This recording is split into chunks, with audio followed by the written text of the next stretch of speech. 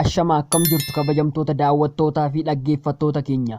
Nageenyi keenya kan kabajaa fi kan jaalalaa iddoo jirtanitti isin bira yaa ga'u jenna. Egaan kabajamtoota hordoftootaa fi daawwattoota keenya.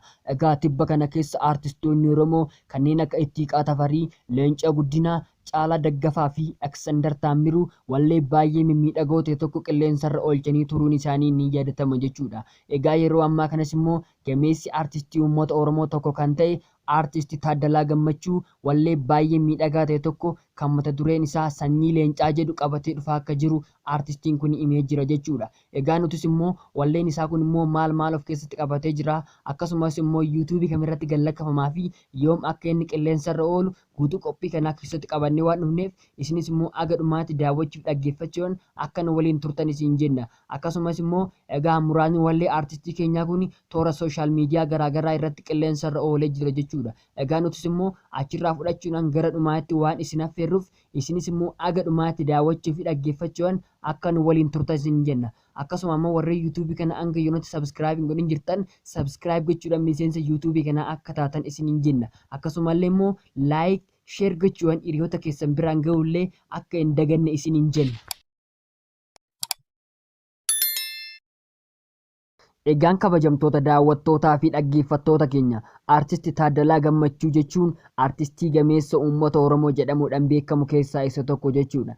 Egaa aartistiin kun aartii uummata Oromoo guddisuu keessatti nama gahee olaanaa baachaa turee fi yeroo ammaa kanas irra caalatti baachaa jiru keessaa isa tokko jechuudha. Aartistiin kun gama aartiitiin qofa osoo hin ta'in gama siyaasa uummata Oromoo kanaan irree nama gahee olaanaa baachaa turee fi yeroo ammaa kanas immoo daran irra caalatti baachaa jiru keessaa isa tokko jechuudha. Egaa aartistiin kun sirboota hedduu irra hojjeteetu uummata Oromoo biratti beekamtii fi jaalatamummaa guddaa ittiin horatee jira jechuudha. Egaa sirbi inni hojjete keessaa kan ji'a 3 dura hojjetee ture kan mata dureen isaa oduu ammee yookiin sabbar zeenaa jedhu uummata Oromoo biraan ga'uun isaatirree ni yaadatama jechuudha. Egaa walleen isaa kunis immoo namoota hedduudhaan ilaalamee jiru jechuudha. Akkasumas immoo uummanni Oromoo baay'ee guutumaan guututti jaalatanii jiru jechuudha. Egaa aartistiin kun immoo yeroo ammaa kana immoo kanuma kanaan dura hojjete hundumtiyyuu haamilee cimaa isatti horuudhaan wallee baay'ee miidhagaa ta'e tokko kan mata dureen isaa Sanyii Leencaa jedhu qabatee dhufaa akka jiru aartistiin kun himee jira jechuudha. Egaa akka aartistiin kun himeetti immoo walleen isaa kun immoo sirboota kanaan dura hojjeterraa kan adda isa taasisu akkaataan qophii walaloo fi yeedaloo isaa akkasumas immoo qulqullinni viidiyoo isaa sirboota kanaan dura hojjeterraa kan adda isa taasisu jechuudhaan aartistiin kun toora feesbuukii dhuunfaa isaatiin ibsee jira jechuudha. Ittuma dabaluudhaan immoo aartistiin kun egaa wallee isaa kana immoo karuma yuutuubii mataa isaa Taaddalaa Gammachuu jedhuun akka gallakkisu aartistiin kun himee jira jechuudha.